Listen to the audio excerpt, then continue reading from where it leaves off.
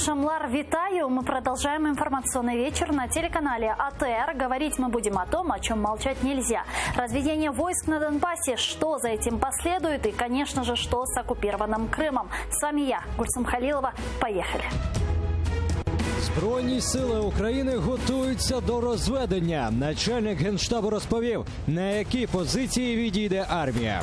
Росія бреше. Москва звинуватила Київ у зриві домовленостей. Україна має 3 сценарії завершення війни. Очільник МЗС розповів, які саме. Гость нашей студии Андрей Сенченко, народный депутат Украины 5-7 созывов. Приветствую. Добрый. Нашу с вами беседу мы начнем с такого информационного сообщения. Начальник Генерального штаба, главнокомандующий Вооруженных сил Украины Руслан Хамчак рассказал, что в случае разведения войск на Донбассе украинские военные отойдут на позиции, которые занимали еще 3 года назад. Давайте его послушаем.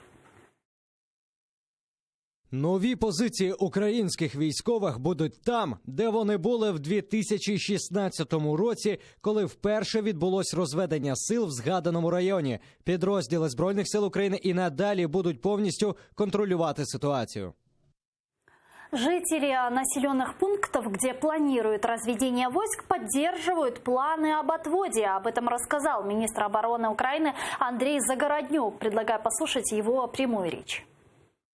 Абсолютно видно, що місцеве населення підтримує концепцію розведення, воно підтримує ті плани, які в нас є. Причому підтримують настільки емоційно, настільки відкрито, що взагалі немає сумнівів в тому, що це відверто.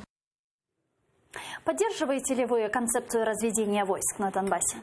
Я не поддерживаю эту концепцию, и более того, я не поддерживаю практику, которая складывается в последнее время, когда военные вынуждены комментировать политические решения. Это не их задача.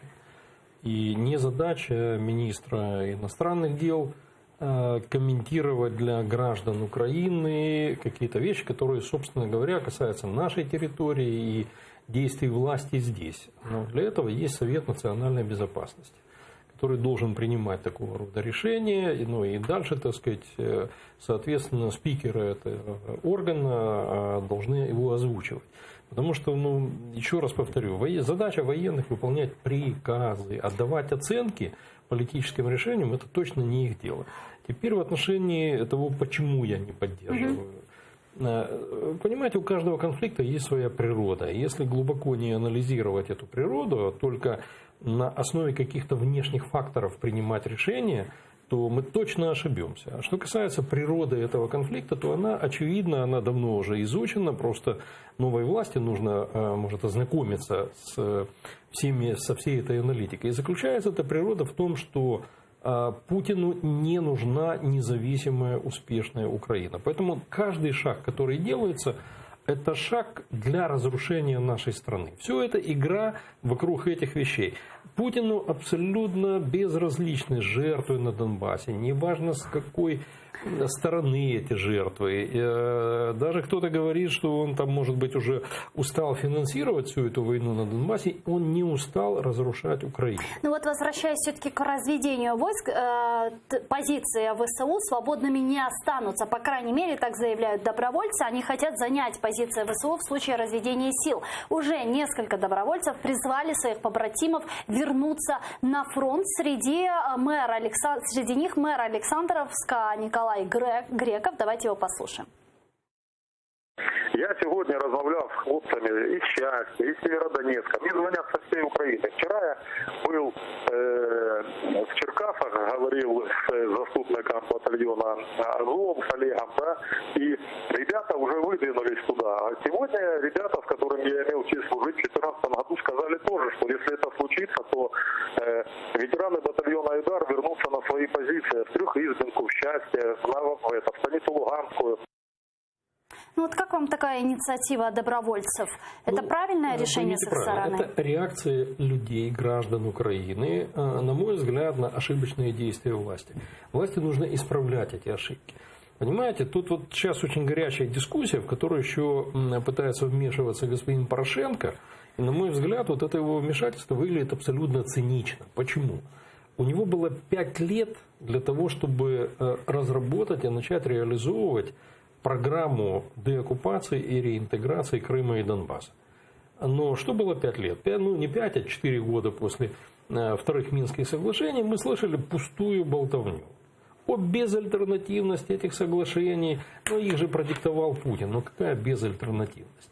У Порошенко так и не хватило духу поставить ребром вопрос перед гарантами по Будапештскому меморандуму. Но и сейчас даже Путин диктует свои условия. Мы же это видим. Путин будет диктовать ровно столько, сколько наша власть будет собирать мнения с разных сторон. Но я еще раз повторю, у Порошенко было 5 лет для того, чтобы сформулировать, собственно говоря, украинскую точку зрения, украинскую стратегию, и, извиняюсь, начинать ее там где-то предлагать, а где-то навязывать.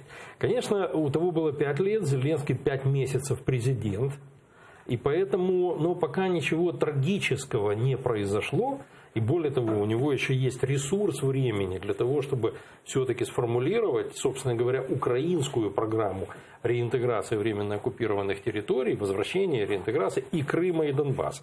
Но для того, чтобы он не укоротил свой ресурс времени, ему нужно быть очень чувствительным к мнению людей, к мнению тех, кто защищал страну. И поэтому я против того, чтобы опять у нас добровольцы брали на себя функции государства. Но тогда государство должно еще раз осмыслить свои функции. Потому что никакой здравый смысл не ведет к тому, что сейчас нужно играть с Путиным в это разведение. Потому что возникает вопрос, насколько нужно развести? Ну вот давайте так, цель разведения декларируемая, с тем, чтобы не было прямого огневого контакта. Окей.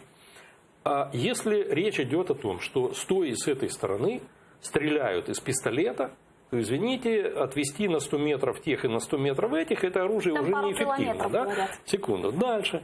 Если мы говорим о том, что это автоматическое оружие, да, или это пулемет, да, то это уже пару километров. Окей, тогда они, так сказать, вместо этого пулемета достали, так сказать, иной вид вооружения. Достали там миномет, который стреляет, там, условно говоря, на 3,5 82-миллиметровый. Или достали миномет 120-миллиметровый, что они делают регулярно, нарушая вот эти ограничения. Это 7 километров. Да я просто к чему клоню, понимаете? Что они могут постоянно задействовать более тяжелое вооружение. И что получится?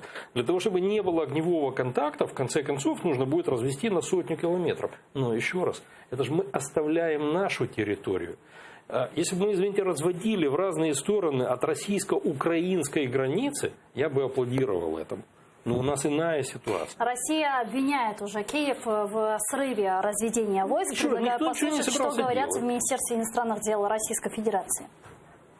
Сьогодні Збройні сили України відмовилися приступати до розведення сил і засобів в Золотому і Петровському. Згідно з домовленостями, досягнутими минулого тижня в Мінську, представниками Києва, Донецька і Луганська, воно повинно було поновитись 7 жовтня. Все це відбувається на тлі шантажу української влади з боку збройних нацбатів, які заявили, що вони зриватимуть розведення. Це загрожує небезпечною ескалацією напруженості на лінії зіткнення. Закликаємо Київ не допустити цього і виконувати досягнуті домовленості. Ну вот что вы поняли с этого заявления? Складывается впечатление, что разведению никто не готовился с той стороны. Главное, что нужно сделать, какой вывод из вот этого заявления, что они на самом деле ничего не хотят. Они хотят нам ставить условия, чтобы украинская власть пятилась. Они поставили такое условие, мы попятились, они поставили следующее, мы опять попятились, и дальше что? Дальше в итоге, так сказать, разрушение Украины. Но, еще раз, альтернативой вот этому разведению не является однозначной задействование, так сказать, ветеранов там, добровольческих батальонов. Альтернативой является переосмысление курса власти.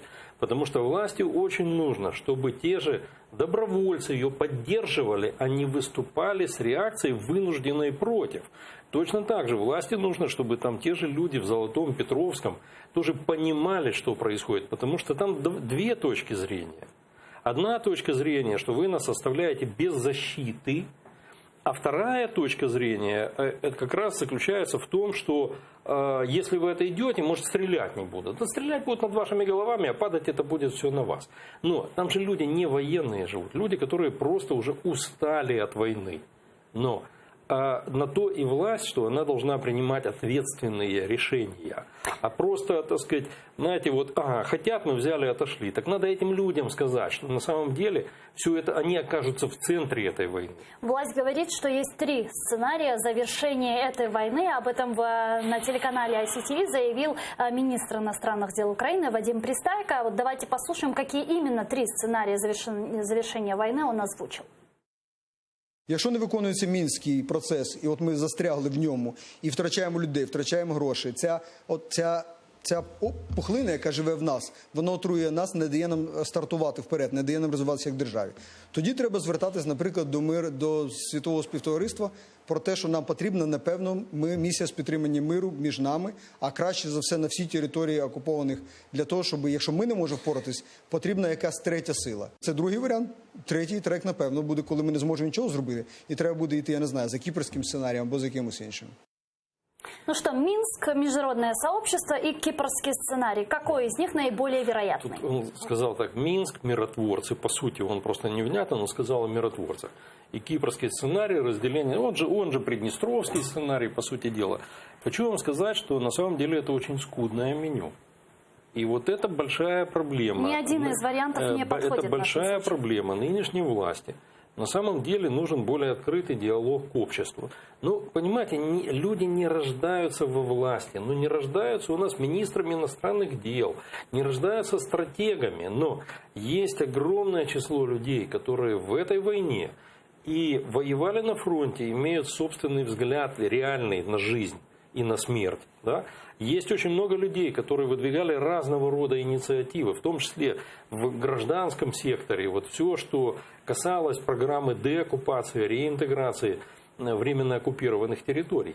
И просто нужно, не знаю, все вот это власти собирать, анализировать, потому что, точно у нас же нет какого-то механизма, по которому во власть попадают, просто самые умные и безупречные. Нет. Нет, но если вы сегодня власть, то научитесь просеивать и находить лучшее, что сегодня есть в стране. А как вы считаете, есть ли какая-то панацея? Что это должно быть? Давайте так, нет такого выключателя, вот там, где написано «мир». Щелкнул, и он наступил. Но есть совершенно очевидный вектор, по которому нужно двигаться. Минск, это сколько лет еще нужно поговорить о безальтернативности Минска, чтобы сказать, что все, это пустой звук. Я считал бы, что вот эти 5,5 лет, это уже 5 лет, более чем. Минск исключили, окей. Минск исключили. Теперь тема с миротворцами. Это опять абсолютно пустой звук. Ее, по сути, подбросил Порошенко. Для чего? Он понимал, что если он остается на 2-й срок, то еще 5 лет дурить украинский народ разговорами о безальтернативности Минских соглашений не получится. Вот 5 лет он на этом спекулировал, это позволило ему безбедно жить, заниматься собственным бизнесом и ничего в этом смысле не делать. Да? Теперь он придумал следующую историю – миротворцы. Опять, каждый начал по-своему эту историю описывать. Но мы же с вами понимаем, что никогда Путин не согласится с мандатом миротворческой миссии, которая была бы приемлема для Украины. А та, которая приемлема для него, так сказать, она неприемлема для нас. Поэтому это опять пустой звук. Третье, кипрский сценарий. Да нет, кипрский сценарий, это давайте так, это образование, так сказать, российского анклава, замораживание конфликта на десятилетия по Крыму, на десятилетия по Донбассу и так далее. Это сценарий безответственности власти. Когда власть говорит: окей, вы нас избрали, мы хотим 5 или 10 лет править, а проблемы пусть решают после нас. Вот те, кто придет потом. Поэтому это сценарий безответственности. Так если мы 3 исключили, ваш вариант, кто сказал, может, что есть? их 3? Да, об этом уже 1000. Об этом Пристайко сказал. Так и что теперь? Он что, 7 пядей во лбу? В конце концов. Пристайко сказал, он же не бог. Но он же министр иностранных дел. А он что, родился стратегом или, может, министром иностранных дел? Уже 1000 раз им объясняли. Извините, если президент Польши говорит вместо нашего руководства, у нас возникает у меня простой вопрос. Какой идеальный, есть вообще что я вам еще предложить? раз, идеальных не существует. Нужно двигаться. И на эту тему единственная отправная точка, там, где нам хоть кто-то что-то должен. Это будапештские гарантии. Но вопрос в чем? Что у лидеров нашей страны, то есть право у страны есть, а духу у лидеров не было. И вот сейчас Зеленскому нужно просто перечеркнуть это наследие Порошенко, набраться духу и поставить этот вопрос колом. Потому что если дальше ездить по нормандским встречам и собирать мнение Меркель, которая собирается уйти на пенсию, написать мемуары о ее роли. Да, в чем-то позитивная, но на самом деле она же реализует интересы германские, а не наши. Макрона, который, извините, не справляется с процессами в собственной стране, и он решил, так сказать, стать удачным миротворцем для Украины. Да разберись с желтыми жилетами. В конце концов, найди общий язык со своими гражданами. Дальше, та же самая ситуация на сегодня там в Штатах. Ну, выборы на носу, понятно, они диктуют поведение всех кандидатов. Но на то и, знаете, есть такое понятие двухпартийная поддержка.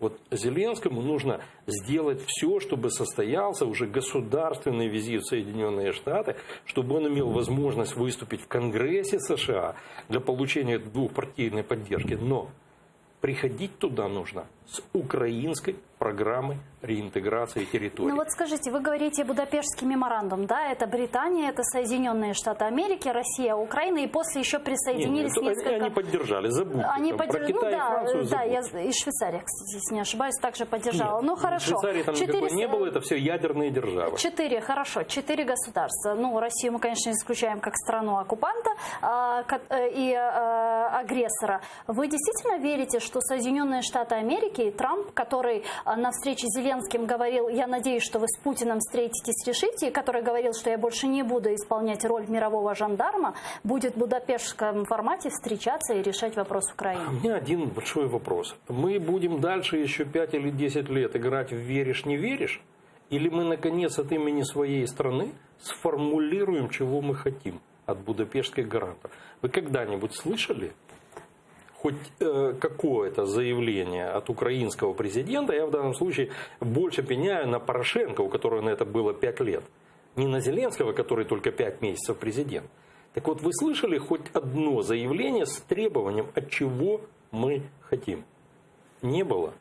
Так тогда возникает вопрос, за нами должны бегать и дергать нас за рукав? Этого тоже никогда не будет. Мы слышали заявление о привлечении стран-подписантов Будапештского меморандума к переговорному процессу. Это большая ошибка. Потому что, давайте так, у них же нет клейма на лбу, да, о том, что они нам по жизни что-то должны. То есть речь идет о чем? Безусловно. Есть, условно говоря, нормандский формат. Это формат, в котором заданы рамки обсуждаемые. В этом формате ничего не говорится о Крыме. Так? В этом формате, по сути дела, Путин играет роль не стороны конфликта, а миротворца. От того, что мы к этому формату, в котором Путину изначально, он себе сам отвел роль миротворца, если мы за этот стол еще посадим Великобританию, Соединенные Штаты, что поменяется? Они нам в нормандском формате ничего не должны. Более того, ну давайте так, вот берем обратный вариант, будапештский формат, и мы туда за руку тянем, например, Макрона. Это плюс или минус? Я утверждаю, что это минус. Почему? Потому что Франция, она, извините, исторически не очень хорошо относится к Соединенным Штатам. Всегда. Франция не очень хорошо относилась всегда к НАТО. Но вы знаете о том, что Франция около 40 лет, входя в политическую организацию НАТО, например, не входила в военную.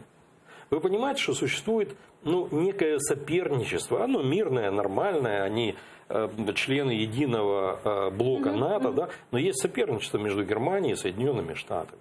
Потому что Германия хочет быть единственным и главным лидером в Европе, а Штаты хотят везде, так сказать, на что-то там влиять, да? Ну вот что касается Крыма, действительно это очень важная тема, потому что вот некоторые говорят, вот та административная граница, которая строится, как контрольно-пропускные пункты, которые строятся на админгранице, уже люди называют реальные границы, которые строятся оккупированным Крымом. И, кстати, оккупанты в Крыму готовят действительно Северо-Крымский канал к запуску воды весной. Такое мнение выразил экс-заместитель постоянного представителя президента Украины в Крыму Изет Гданов. Давайте его послушаем. Зараз час, коли говорять одне, а роблять інше. То, що вголос сказати бояться. По факту будується кордон. Ще збіг обставин. Окупанти на захопленій території активно готують русло Північно-Кримського каналу. Напевно, для запуску навесні. Приводять в робочий стан залізничне полотно на окупованій частині, яка пов'язує АРК з материком. Хочуть запуск поїздів. Ну что ж, как вы воспринимаете строительство контрольно-пропускных пунктов? Это действительно границу Я бы строят? начал с канала. И хочу сказать следующее. Какие бы у кого во власти в этой, в следующей не были идеи, но украинское общество не позволит это сделать. Просто не позволит. Поэтому я никому не советую даже пытаться что-то на эту тему экспериментировать. А у вас нет информации никакой, что в Крыму действительно чистят камыши в Северокрымском канале, очищают? Это далеко не симптом. Ага. Это далеко не симптом. Вот. Поэтому на самом деле перекрытие Северокрымского канала по своей эффективности, как невоенная мера воздействия на государство-агрессор, оно превышает многие и многие военные усилия. Для того, чтобы такого масштаба урон нанести государству-агрессору, как нанесен перекрытием Северо-Крымского канала, может быть, пришлось бы положить тысячи жизней на Донбассе. И именно поэтому не позволим мы дать воду в Крым. Вода в Крым вернется вместе с украинской властью, вместе с украинским суверенитетом, с вынужденными переселенцами и с уходом оккупантов. Теперь в отношении всех вот это обустройство, кто-то называет линией размежевания, я считаю, что на самом деле линия фронта, но тем не менее люди ходят через эту линию фронта. Я возьму такой относительно отвлеченный пример, станица Луганская. Вот я был в марте месяце, как раз на этом переходе, где пытаются мост восстанавливать. И я видел те условия, в которых люди пересекают вот эту административную границу. Знаете, конец марта, это уже, так сказать, где-то там тепло, там, в середине марта. А я понимаю, что там в январе и феврале, да, когда все это продувается, по сути, это навес. Вот, и многие пожилые люди ходят. И вот возникает вопрос, если мы что-то строим, то мы что, это строим на века или просто для того, чтобы облегчить жизнь нашим гражданам? Мы же понимаем, что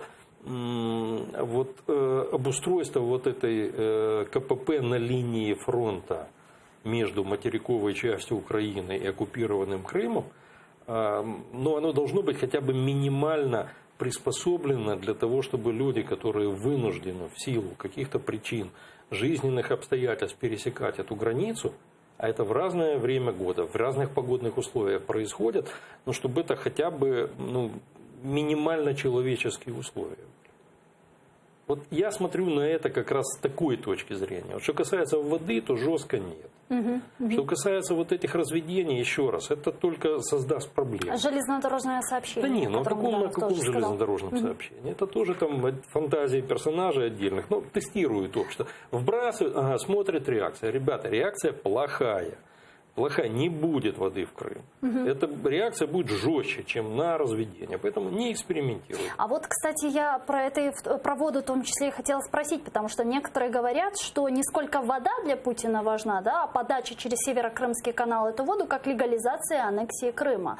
Вот как вы думаете, подача воды в обмен на какие-то компромиссы со стороны Путина, в том числе освобождение пленных, может произойти? Не может произойти. Это на вот такого рода спекуляции никто не пойдет. Не может произойти. Потому что, еще раз повторю, то, что мы перекрыли подачу воды, это лишило Путина возможности, он вынужден был огромные средства тратить в Крыму на обеспечение водоснабжения. Это те средства, которые не смог направить на Донбассе на убийство наших солдат. Если бы мы подавали воду в Крым, поверьте, жертв на Донбассе и возможностей для этого Путина было бы намного больше. Спасибо. Андрей Сенченко, народный депутат Украины 5-7 созыва. Благодарю, а мы вынуждены завершать этот блок. Буквально через 5 минут новости на крымско-татарском языке. Подписывайтесь на наш YouTube-канал, там мы выкладываем самые интересные фрагменты из наших эфиров. Коршкевич.